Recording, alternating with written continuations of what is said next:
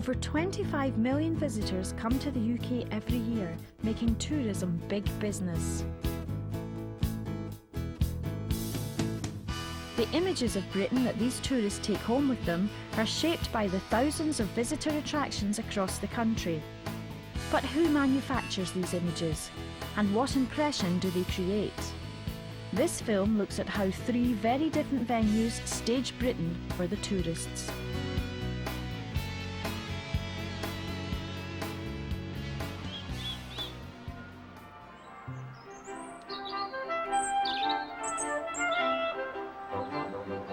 For years, the UK has been packaged to tourists as a picturesque backdrop filled with stately homes and castles. It's an image of Britain which lies at the heart of the multi-million-pound heritage business.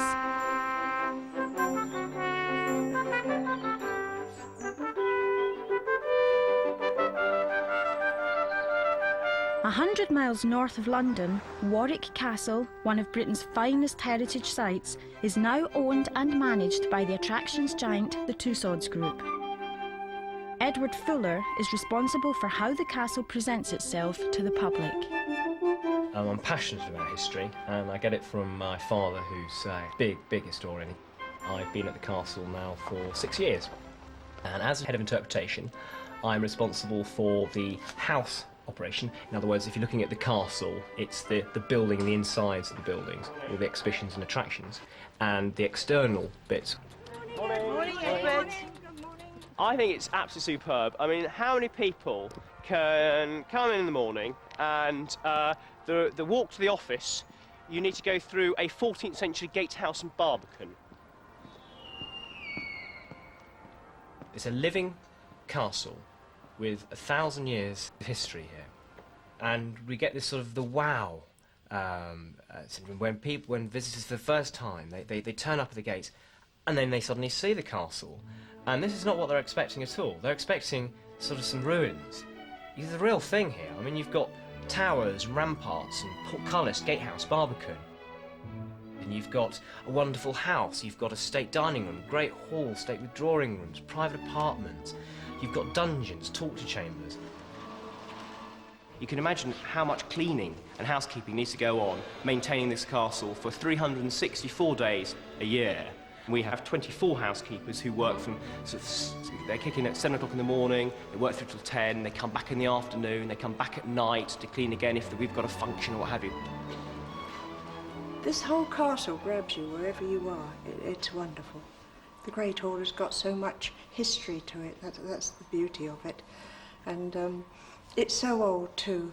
I mean, we've got Maximilian armour at the bottom, which is priceless. He was an Italian man who made that sort of armour, and only he could do it. It's hundreds of years old.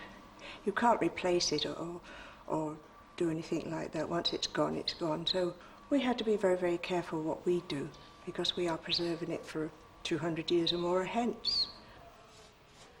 You do things with brushes that you at home would just get a brush and polish hard, which we don't. We have to go into everything very carefully with a special brush for this and a special brush for that. I know, that's right. Detail is an obsession at Warwick, and part of Edward's daily routine is to inspect the castle before it opens to the public. Is there anything in here, Marcus? Well, I'll get my gloves out first, because I don't want to get mucky fingers on them. Okay.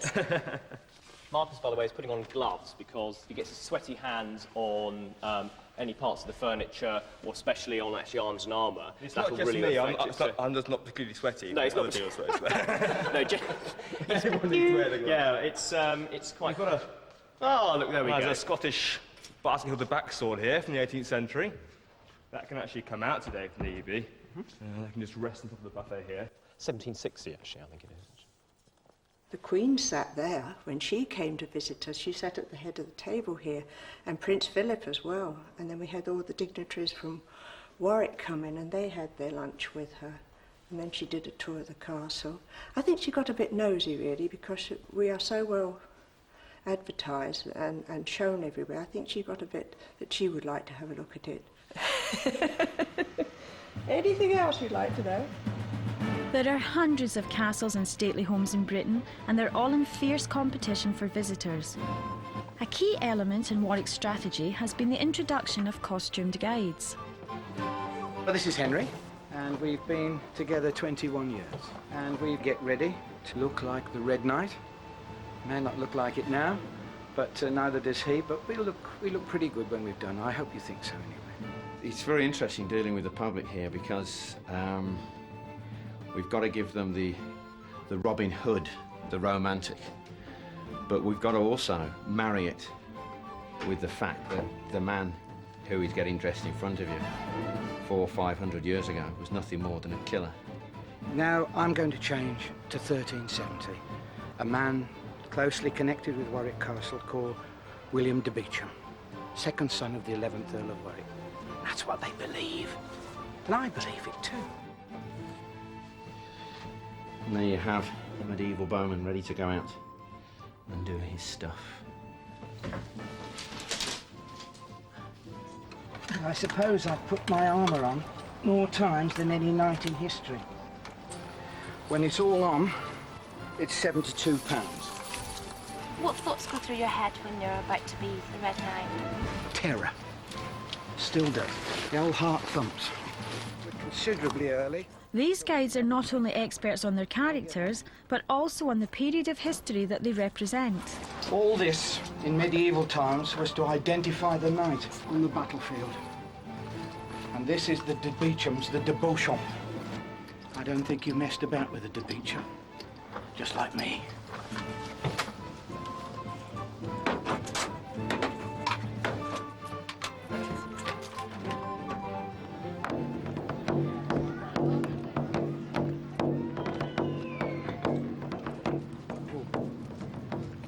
What was John Mayne? 1999. I hope looks a little more like William de Beauchamp, second son of the 11th Earl of Warwick. We are complete, except, of course, perhaps the main part, the helmet. Where's the enemy? The transformation of Warwick from castle to visitor attraction has paid off for the Tussauds Group. The castle now pulls in 800,000 visitors every year. Dzień dobry. One of the compliments that is paid about Warwick Castle, and I'm sure you'll hear it, is that it is a living castle. Guests say that. We don't just say it. They actually say it themselves. And the reason for that is because we do have a relaxed atmosphere here. People are extremely knowledgeable, but they are prepared to share that knowledge with overseas visitors as well as UK visitors, because it is a world-visited castle. Now, they say that in 1471 there was a plague of rats here at Warwick Castle, and the ground moved beneath your feet. So, rats away! I'll catch your rats today, be they big, be they small. I, Roger the rat catcher, will catch them all! Randy on the left, over here.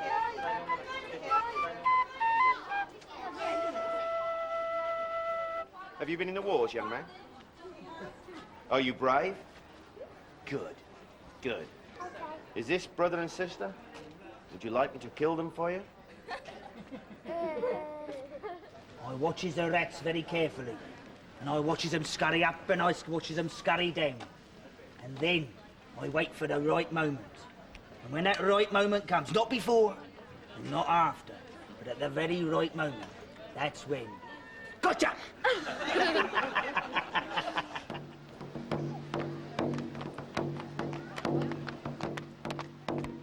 The influence of theme parks, with their emphasis on customer service, has had a major influence on historic sites like Warwick. Things have changed in this country so much in the leisure industry. I mean, 6 years ago here, I mean, everyone was very sort of reserved, I suppose the word is, and that they would sit there, the guides would sit there and they would sort of answer questions, very, very knowledgeable.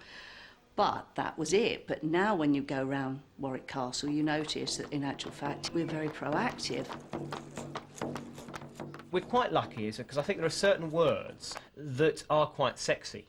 How can you have history and how can you have it sexy? But I believe it is, and like jousting's one of them. And we look at the exciting thing. What's exciting about medieval life? Well, armour is pretty exciting, I'd have thought. Good bit of armour, goes down very well. So we've got lots of armour here. We've got over 1,000 pieces of arms and armour. So let's shout about it. So we'll tell people, yeah, we've got armour, come and have a look at the armour. But not only can you see it, but we've got replica bits of armour that people can try on. You can never say it's boring. Gosh, that's not a word I like. Boring. Oh dear. No. I am the man in the castle that is most armed. I am the meanest, vicious killer of all. I am the bowman. I'm actually going to shoot a longbow for you. At this range, what it means is it will put an arrow straight through your skull. You simply push the bow and pull the string at the same time. Now the rest of you, please count how many arrows I release. 1, 2, 3, 4, 5. Anything you want to know about the castle? Are there real ghosts inside? Oh, absolutely. There are lots of ghosts. I take it you've been in the ghost tower? Yeah. We're going Was in it really scary? We want to go in it again. Well, Is that a little knife? it is, yes. It's my personal eating dagger. So you'd carry your own cutlery around with you. Can you imagine that? Yeah. So you wouldn't have forks, although they are around at this time, but they're very, very expensive and only for those at court. You see, this sword is very special. It is. You listen to it. I stole this sword when I was but a lad. I stole it from a lady who lived in a lake. Do you want to hold some? You're holding a real sword. So you walk into battle like this, where you're... No, you'd leave it on your horse, actually. No, Because in battle, you'd use this. Really? Because you've got no room to swing your sword. This is In for a the edge of the battle. battlefield or in a skirmish. Or in a you know, a duel, I suppose. Actually, in battle, you and I would be pressed so tight together, yeah, that I would be fighting to get underneath your armour to push a spike or a dagger in. Or I'd have a spike or a hammer above my head. The chances of using such a long sword in a mass battle, extremely rare.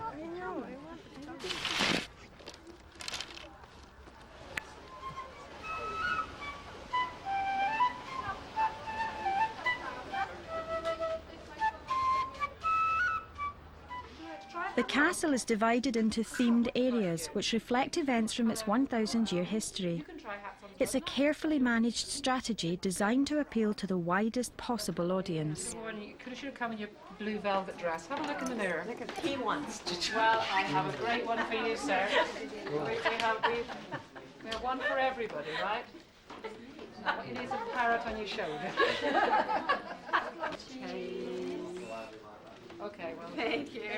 Thank you. Now, you wouldn't spot it necessarily unless you saw the door handle here.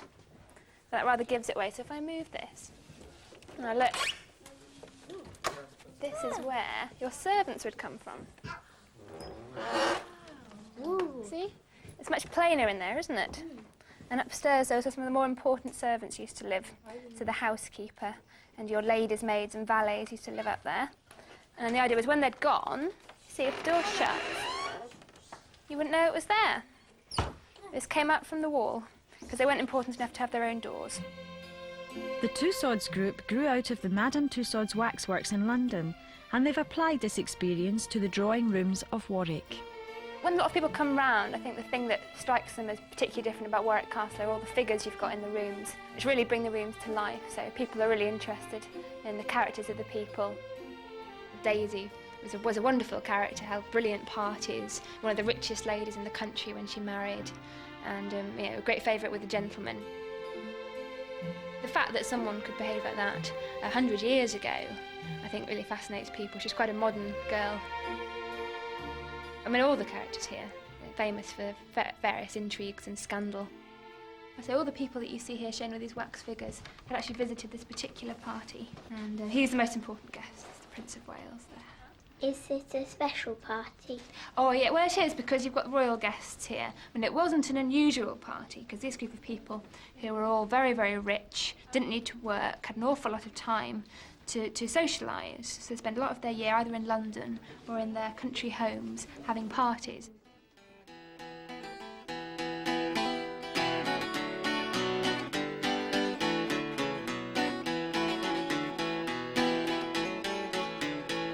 It was late one night when the Lord came home, crying for his lady, oh. Servants stirred in fear of the light, she gone with the rattle-tattle gypsies, oh.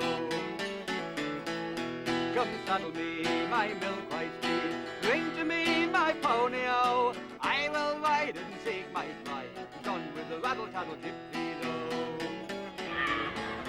Oh, he rode east and he rode west, rode through the woods of the copses, oh, till he came to an open field where he spied his lady, oh.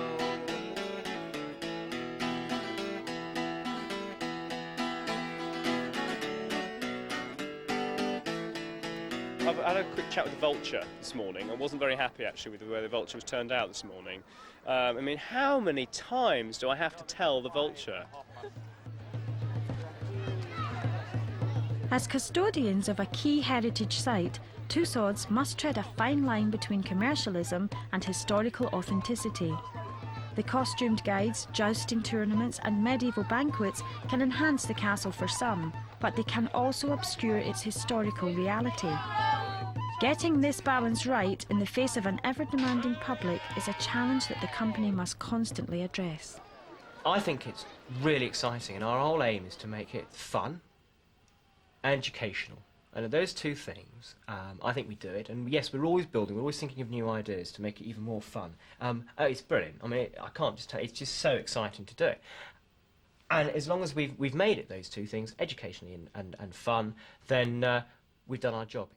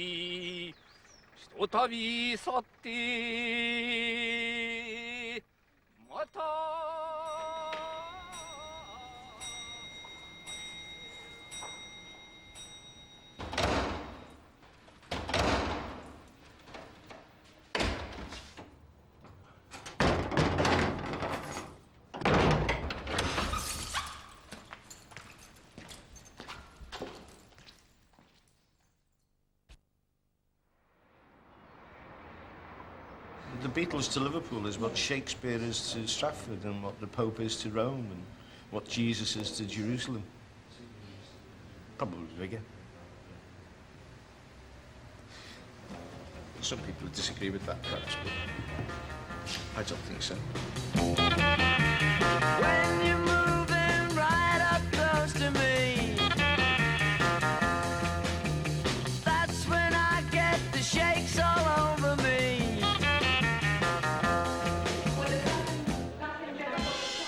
Dave Jones organises Beatles-themed holidays in Liverpool. This morning, he's waiting for the arrival of a large party of Americans. They're coming for the International Beatles Week that his company runs every August. I'm just waiting for Charles Rose now from New York. He's got 39 people with him, so these are the first to come over for the tour. So they'll all be a bit tired, I think. Since the 60s, a steady stream of tourists have made their own pilgrimage to the birthplace of the Beatles. Dave's company, Cavern City Tours, were the first to recognise and package the dream. This is not what you would call a regular type of holiday. It's 10 days of party with drinking, enjoying music, dancing, and appreciating the music of the Beatles in all sorts of different forms. All in all, I enjoy it, and I'm working, you know, so what they must get out of it must be fantastic. Nice flight, Charles. Tremendous flight. Watch rock videos and movies on the way here. Just watch yourselves, folks. Good morning.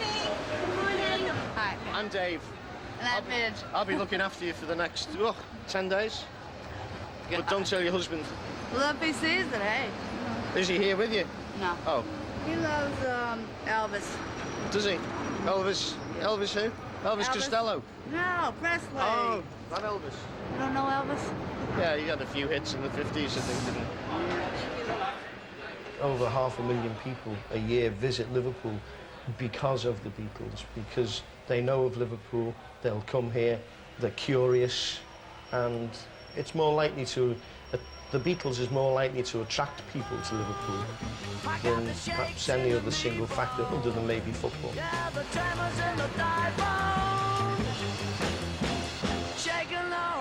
Hello, Liverpool. I waited 39 years to get here.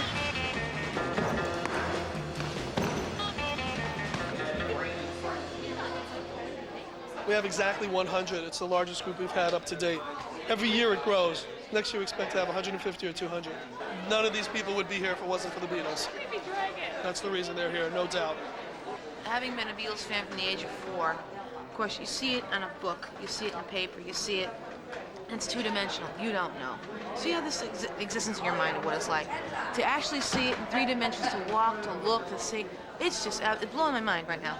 I don't think I've slept in 3 days. Well, this is my 5th time, and I keep coming back because I just love Liverpool, I love London, I love England. It's just, it keeps calling me back, so. She's the one who's been on 8 times, right there. It's her 8th trip. She's from Pittsburgh, Pennsylvania. Her name is Batya. I made it, Mom. Thanks for convincing me to come.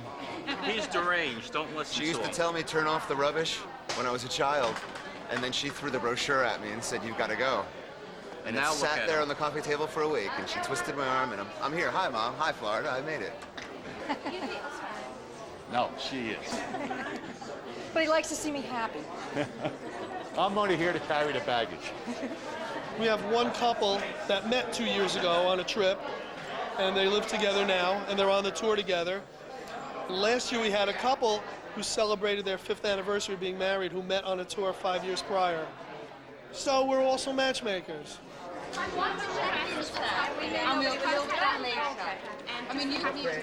Am I a Beatles fan? Of course I'm a Beatles fan. But we don't do trips to Graceland. At first glance, Liverpool, with its industrial past, may seem an unlikely venue for tourists.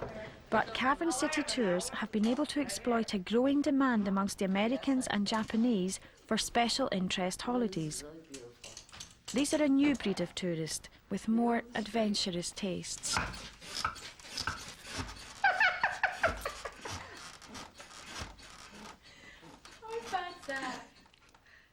Very romantic. Very romantic. And look at the light up And there. we're celebrating our anniversary. How many times? And the people downstairs know we're celebrating our anniversary. Oh, God. Since former taxi driver Dave Jones and teacher Bill Heckle started their company in 1983, it has become a dominant force in the local tourist industry. Until we got the office, most of the work was done in either front rooms, people's front rooms, or bars, or the foyers of hotels, and it really was a paint-by-numbers situation for us. I mean, Bill was a great Beatle fan and a huge fan, and, you know, I felt as though, you know, I added the tourism ingredients. Well, really, there was that much business in Liverpool at the time, and sadly John's death was the catalyst for the Beatle tourism in massive numbers. That really we had no choice to form a company. But it was the best decision at the time, and now we employ 130 people. So there's a lot of pressure, but it's still immensely enjoyable. And the big thing I think we get most of the enjoyment and satisfaction is we see what an impact we've actually made on our city, on our own city, and that's very gratifying. We decided that the best thing to do would be offer people something of the time, of the 60s, and the perfect solution was a Magical Mystery Tour bus, one identical to the vehicle used in the film. And the bus has become a real symbol of Liverpool. Hello. Hello. How are you doing? All right, you guys are in for the ultimate Beatles Liverpool tour of your lives, a real Magical Mystery Tour with Eddie the Walrus Porter, who's going to be hosting your stay. There's none better, and Les the bus driver, which is like the dynamic duo. You're really in for a great time. How long have we been together? We've been Together now for 40 years. And it's too long. No, it's not quite 40 days, it's 39 actually. Good morning, ladies and gentlemen, and welcome to the Magical Mystery Tour of Liverpool, birthplace of the Beatles. In the next 7 hours, we'll be going to birthplaces, homes, schools, workplaces, and many other places connected with the Beatles, including Penny Lane and Strawberry Field Children's Home.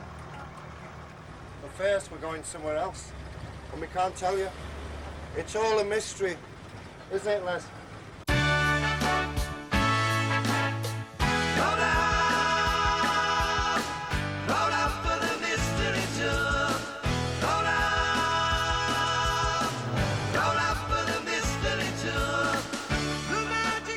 The bus now, we're going to see where Ringo Starr was born, at Madryn Street, on your right-hand side now.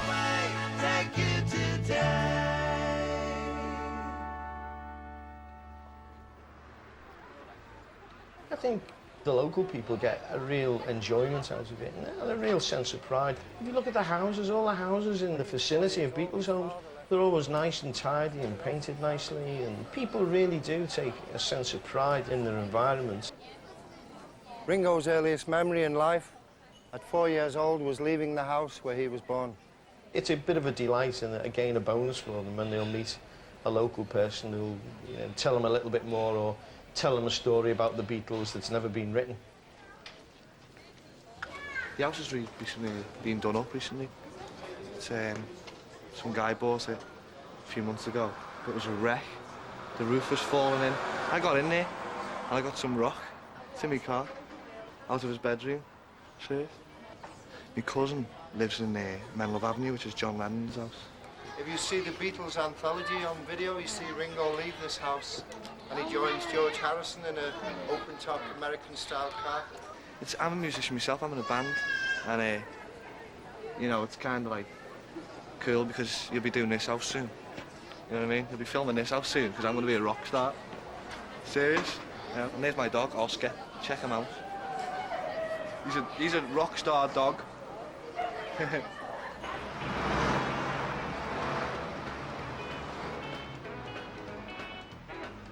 Being able to let loose Eddie Porter onto visitors or even media people, it's opening an Aladdin's cave of tales and beautiful stories that perhaps you'll never see in print. And it's coming from the heart with Eddie. It really is genuine, and the people that come across Eddie during their times in Liverpool must go back thinking that they've met the Oracle, really, you know. We leave the bus shortly and we go and see where George Harrison was born all those years ago. All those years ago. Oh, you're going to George's? Yeah. You gotta see that. Yeah. He's my favorite Beatle. Yeah, we all know that. My sister is a fanatic, and she had worked very hard and had a nest egg, which afforded her the opportunity to take this very, very special trip, which in essence is the whole dream of her life. Which one is it? Number 12, Arnold Grove, where George Harrison was born on the 25th of February, 1943. He lived here till he was 6 years old. Then the family went to live near Liverpool Airport. I'm just grateful that we were able to do this because she has earned this trip more than anybody I know. She's the best. You ever talk to him? You know, give him my love for me. Yeah, will do, yeah. Good love from me to you. Yeah. All Beatle people are one family. We always start as strangers on the tour bus, but I always hope when they leave the bus, we part as friends. A lady last week got off the bus at Strawberry Field Children's Home, and this lady walked towards the gates and held the gates and started to cry. And then she was sobbing and shaking, and I put my arms around her. I said, "Are you okay?" I thought she was a big John Lennon fan. And she said, "I was a child here. I lived at Strawberry Field."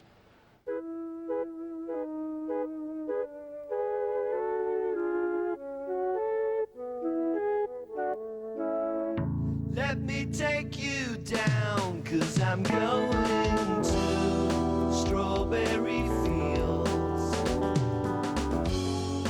Nothing is real. At Christmas time, they often phone Strawberry Field. All the children line up and talk to Yoko and Sean. Strawberry Fields forever. And on Christmas Day, a few years ago, after 3 hours, one of the ladies in the children's home took the phone from a child and said, "I'm sorry about the long phone call." Yoko said, "Don't worry about my phone bill. And can you give the phone back to the child?" I'll tell you more later. Let's go. John lived here at 251 Menlove Avenue, on your left-hand side. It was in this house where 2 weeks after John Lennon met Paul McCartney, Paul arrived here riding his bike because John wanted to ask Paul, "Would you like to join the band?" Paul said, "I'll always remember that day, the first time I went to John's house." When he arrived here, Paul said he knocked on the door, but Pete Shotton rang the bell. Someone's knocking on the door. Somebody's ringing the bell. John Lennon opened the door and asked Paul, "Would you like to join the band?" It was here the Lennon and McCartney partnership was born.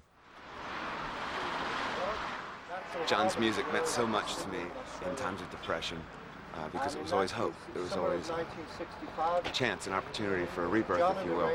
And I just can't believe I'm here. And the Strawberry Fields experience is, I want to go back. I want to go back and just sit there for hours and just think, contemplate life. I don't expect anyone to understand. It's very personal. But I'm glad I came. Thanks, Mom.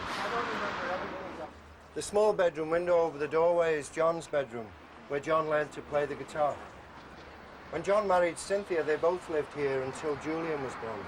The Beatle market's such a significant market in tourism now in Liverpool that we've always believed there was an opportunity for a standalone Beatles-themed hotel. We took a lease out on our office, and it looked like in its previous life it'd been a hotel, so we actually purchased the building. We came up with the idea, Hard Day's Night Hotel. We've got the trademarks of the hotel. We've now got the partner in which to develop the hotel. And we would hope to start work in about 4 or 5 months and be open for December 2000, which would be a dream come true for everybody, because geographically it's at the mouth of Matthew Street where it all began. It's next door to the Cavern, so it's got geographical and historical links, and it's really the only building in the city that would make such a fantastic Beatles hotel. So we're all very, very excited by it. In 1995, 20 Forthland Road was bought by the National Trust. This was one of Paul McCartney's childhood homes and has been perfectly restored with help from his brother Mike. It's the only Beatle house which is open to the public. Oh, it was wonderful. It was amazing. I've got some brick from the front of it, in the ground. Oh. Yeah, I take anything. It was wonderful. It was really a great experience, really. I can't describe it. The most amazing thing was to sit on Paul's bed and know I was seeing the same view he sees every morning. When I get back to my house and my books and my videos and all the stuff I've got, and to open the books and see the pictures that are in there, and to realize it's going to hit me like right between the eyes that I've actually sat in the chairs, looked in the house, went to the back garden. Okay, I'm done. Take the picture.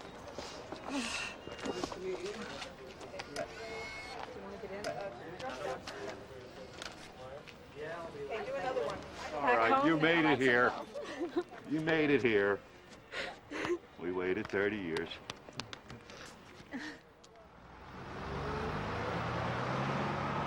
They think after 30 years or so of being a Beatle fan, they're going to come the trip of a lifetime and come to Liverpool this once.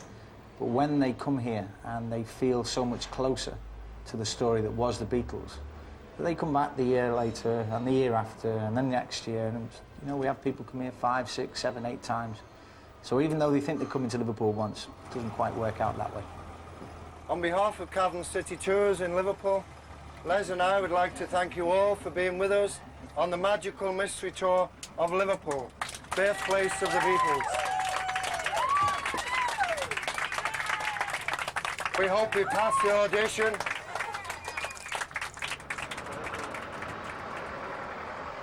What's happened over the years, the industry's developed along with the Beatles.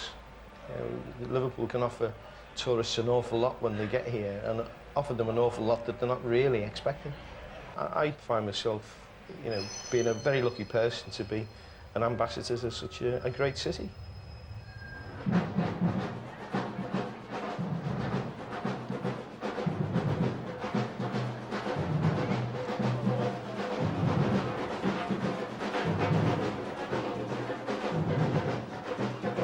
The highlight of Beatles Week is the Matthew Street Festival, which features cover bands from all over the world. Ladies and gentlemen, the Beatles!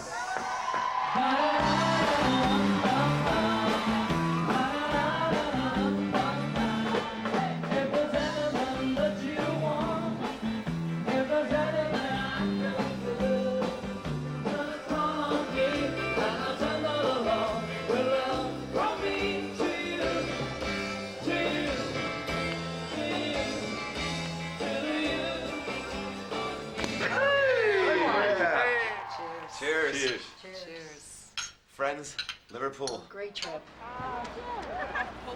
Cavern City Tours are a success story, and one that is sure to be repeated in other equally unusual places around the world. Anywhere, in fact, where tour operators can capture the imagination of the tourist and create a market. Very sad to leave. I'm on the Gulf of Mexico where the water is azure blue, turquoise, and I don't care. I look around me and all the nice people, all the new friends I've made, and I just wished all I want to do is ship my guitar here. I could stay here months and months and wouldn't tire me at all. Yeah, don't we have a lovely time here, Yeah, though? it was really nice. Yeah, it was fun. It was fun. You saw Paul McCartney. No, you didn't. No, You I didn't see him. didn't. No, he's getting a letter for not showing last night. You enjoyed yourself, mate? I don't want to go home, I told you that. I love it here. I love it here. Yeah. And I had a very nice time, yes.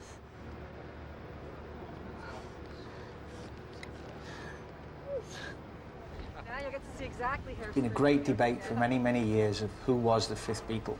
What else, what was the other ingredients other than John, Paul, George and Ringo? The fifth Beatle was and always will be the city of Liverpool.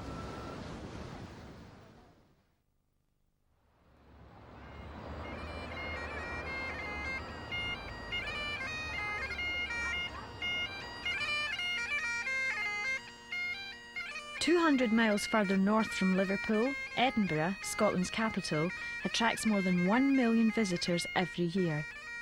Most are drawn by heritage sites like Edinburgh Castle and the Old Town. But in the midst of this traditional environment, a completely new venture in tourism has been launched, focusing on the violent forces that shaped the Scottish landscape. Here we are at the foot of a volcano that last erupted 350 million years ago. In what better place could you put an exhibition that's trying to tell the story of how the surface of the Earth was actually formed?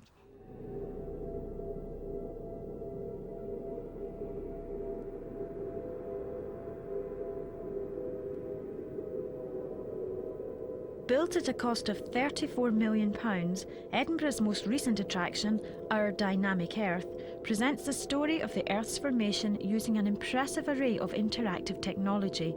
It's a high-risk venture, trying to sell science to the heritage hunters. We believe at Dynamic Earth that we do not want to compete with other tourist attractions in Edinburgh. What we want to do is encourage more people to come to Edinburgh. We are a different attraction. We do attract a different type of market. We're much more family-based than many of the traditional heritage attractions in the city. But we do believe that on wet days we can entertain particularly overseas visitors. So we can provide something that works complementary to the other attractions and not in competition to them. The exhibition consists of a series of themed galleries in which visitors are immersed in different environments created by elaborate sound, video and lighting displays. The whole system is controlled from a central computer, which means that our Dynamic Earth can operate with a relatively small staff. Unlike more traditional attractions, where children can look but not touch, visitors walking through these galleries are actively encouraged to interact with the exhibits. It's a different type of visitor attraction. We're very interactive, we're very involved. We appeal to all ages and all walks of life, but we are essentially an educational, science-based attraction. Technical manager Mark Wall has to deal with problems that most tourist venues never encounter, such as how to repair an iceberg. It's a freezer turned inside out, is the way that I explain it to most people. So any moisture in the atmosphere freezes onto the pipework and it grows and grows and grows. It's just really unusual. Nobody believes it's ice as well. Everyone comes in and that's why everyone touches it and that's why everyone continues to touch it. So it's ice. As soon as they see one handprint, they'll try and get another handprint in and then they'll all just sort of stand here and you'll find kids just standing like this, freezing their hand off. I did hear that somebody took their trousers down and tried to make a bum print on it, so if that's funny, it's, I suppose it is really. We tried various things to fill up the holes in the iceberg from ice, but what happens if you use any other ice apart from the ice that's on it, it shows up. And so what we do now is use the ice from the bottom. So this is a cue that people are starting to come in. When the guides start to come in, you know that there's going to be people arriving any minute. So I'm going to just mop this up quickly and then go.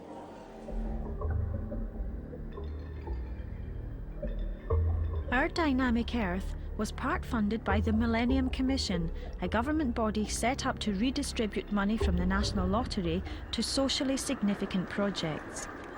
Their £15 million investment reflects a commitment to a new type of tourism, one which draws upon our technological future rather than harking back to our historic past. Who's next, please? On arrival, visitors are invited to board a time machine, which takes them back millions of years into the Earth's remote past. Still looking very good. Roger, 1202, wait time here.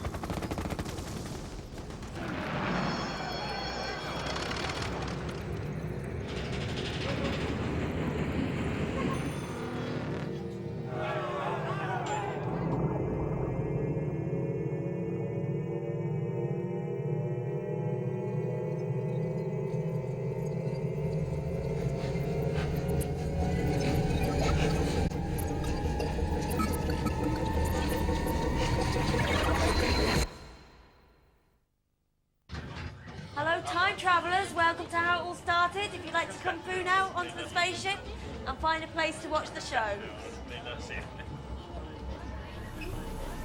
The Earth is a planet of oceans and continents, though 180 million years ago, unrecognizable to us. The surface is still changing and the continents are slowly moving. There's nothing boring about rocks. We consider them as just grey things that just sit there and don't do anything. But when you start looking at them over a geological time frame, then they've been on the move. Scotland itself, as an island, has moved all the way from the southern hemisphere right up to the position that we're in just now. Now that's real dynamism, and there's a really exciting story, and it's that story we're trying to tell. We can take you into a glacier, allow you to see the processes that happen as glaciers move across the surface of the Earth. We can take you into a volcano and look at the processes that are present within a volcano as that thing erupts. We can look at the environments that are formed by these processes. We can take you into the polar regions, look at the ice, touch the ice, feel the ice. We can take you through the journey from the polar regions right through to the tropics. The most intricate part of the exhibition is an artificial rainforest, complete with tropical weather conditions. Here, visitors can experience the power of a violent electrical storm, reach out and touch the rain, and at the same time learn something of the teeming wildlife of the forest. This concerted effort to combine entertainment with education lies at the heart of the dynamic earth philosophy.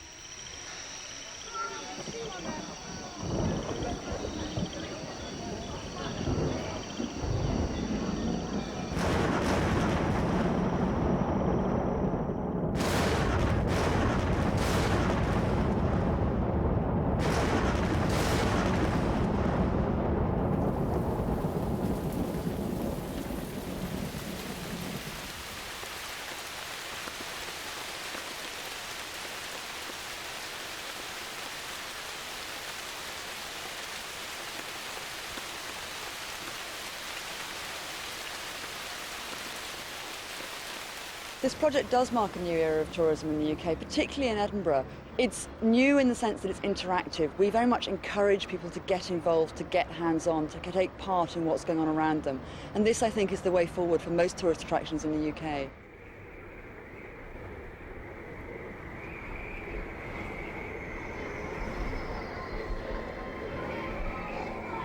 The Arctic and the Antarctic are at either end of the Earth. They receive only a small amount of the sun's energy, making them cold and inhospitable.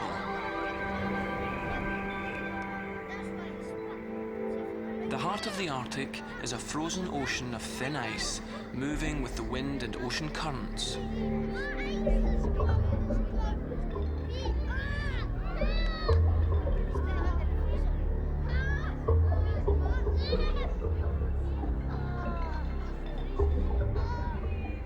People come to a new country like Scotland and are keen to look at the landscape. I want to change their lives. I want them never to be able to look at that landscape in the same way again. I want them to look at that landscape and say, oh, I wonder how that was formed. Was it an old volcano? Was this where a glacier passed? Around the Antarctic is an ocean, covered in winter by drifting sea ice and vast icebergs. What happens here at the ends of the Earth influences all our lives.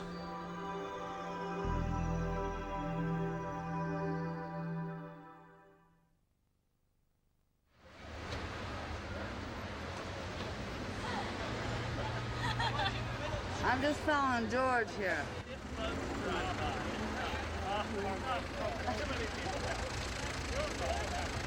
We just came across, now we're trying to get back over.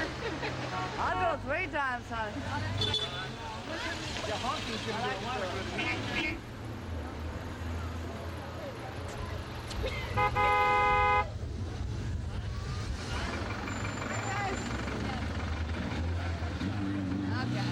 4 times, right, huh? Okay, put my foot there, okay. All right. Watch that, watch. Essentially, the album cover. Yeah. Yep. All right, ready?